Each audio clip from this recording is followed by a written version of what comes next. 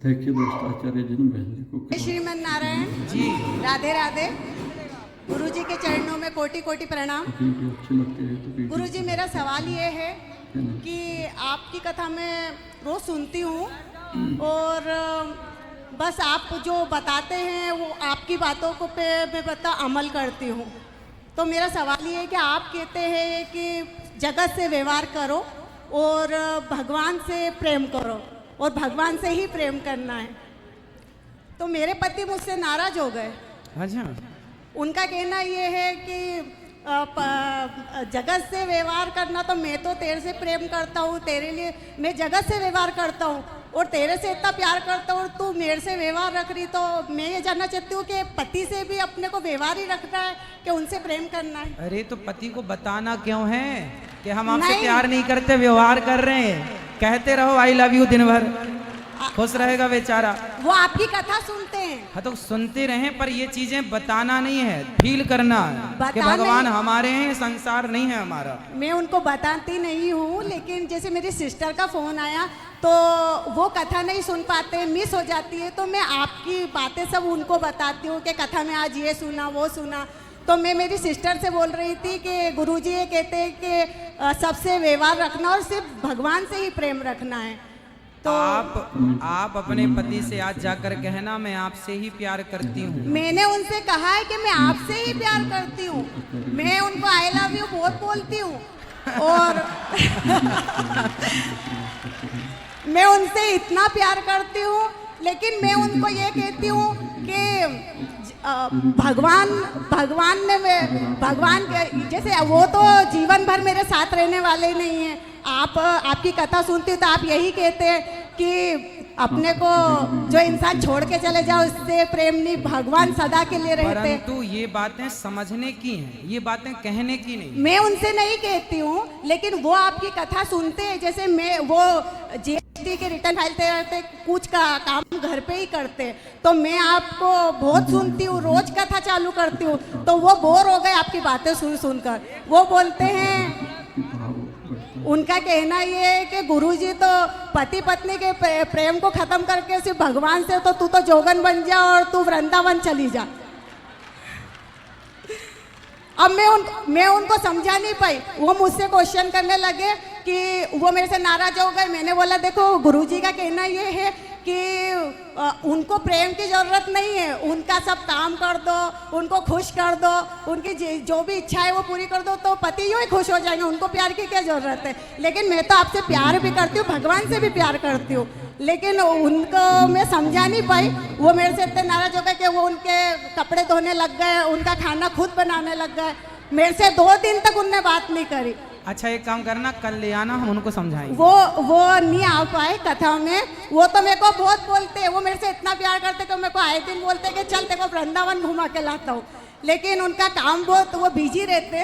तो मैं पेटलावत से सिर्फ आपकी कथा सुनने के लिए यहाँ आई हूँ। उनको जब भी आना तो ले आना, बात कराना, हम समझाएंगे। वृंदावन तो मैं आऊँगी गुरुजी आपसे, पर मैं आपसे पूछना चाहती हूँ कि इसका हल क्या है?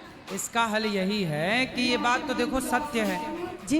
अब कोई इसे माने या बिल्कुल ना माने, पर सत्य तो है।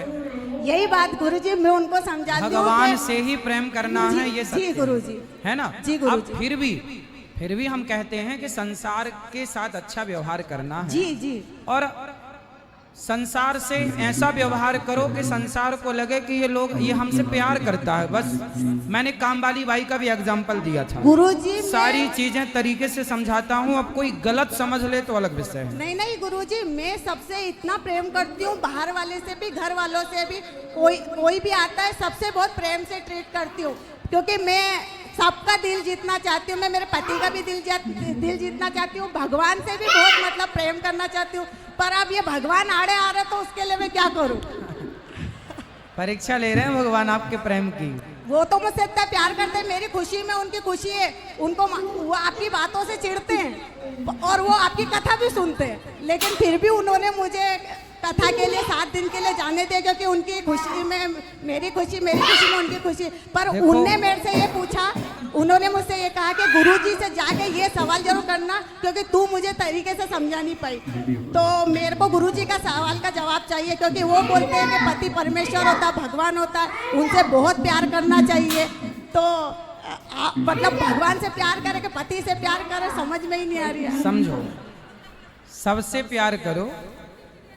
जैसे पति है, जब तक पति, जैसे हम लोग ना पत्थर की मूर्तियों में भगवान का दर्शन करते हैं, हम कण कण में भगवान को देखते हैं, उसी तरह जिस तरह हम कण कण में और पत्थर की मूर्तियों को भगवान में देखते हैं, उसी तरह पति को भी भगवान के रूप में देखना चाहिए। ये भी मेरा भगवान है।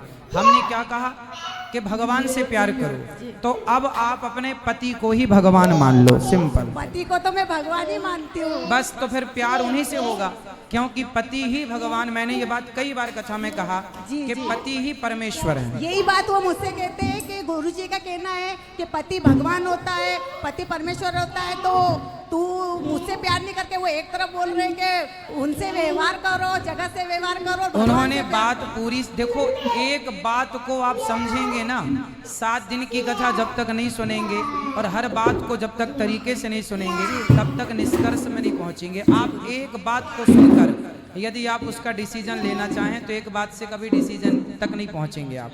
पति ही परमेश्वर है, तो पति को रुक जा पति को परमेश्वर मान के आप उनकी सेवा करो, उन्हीं को भगवान मान लो, जैसे माता अनुसुईया ने अत्रि जी को भगवान माना। जी गुरुजी मैं कब से वृंदावन आना चाहती थी, लेकिन पता नहीं ऐसा क्या हुआ कि आप खुद इंदौर आ गए, और मेरा पियर इंदौर का है, तो मैं खुद इंदौर में पियर में भी आ गई और आपसे भी मिलना हो गया। आपके चरणों में प्रणाम। प्रसन्न रहे, कभी ले आना पति परमेश्वर को। राधे राधे गुरुजी, चरण स्पर्श।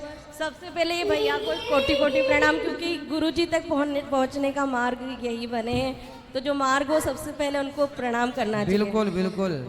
मेरे 2 ही सवाल हैं।